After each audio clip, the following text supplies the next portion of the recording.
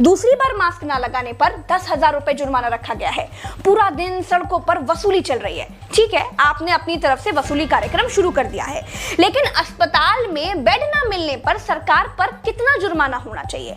Ventilator ना मिलने पर सरकार पर कितना जुर्माना होना चाहिए?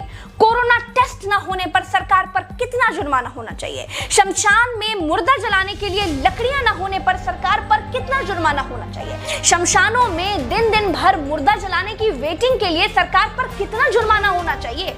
जितने मंत्री और ये मुख्यमंत्रियों ने बंगाल से कोरोना लाकर फैलाया है, उन पर कितना जुर्माना होना चाहिए? बंगाल में बिना मास्क महीने भर से घूम रहे नेताओं पर पर डे के हिसाब से कितना जुर्माना होना चाहिए? क्या सरकारों की कोई जवाबदेही बची है देश में? क्या सरकारों से सवाल पूछने वाला बचा है कोई देश में?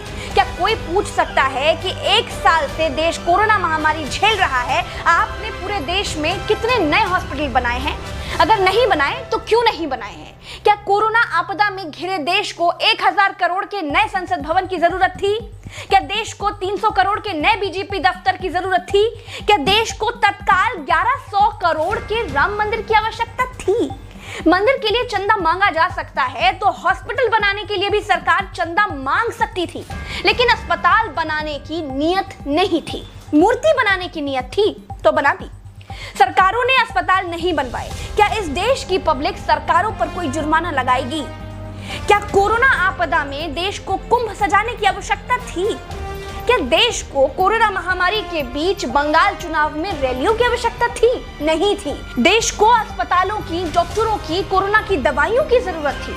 कुछ दवाइयां बनाई भी तो वाहवाही के चक्कर में विदेश भेज दी। आधे अधूरे टीकाकरण में देश अभी अटका हुआ है।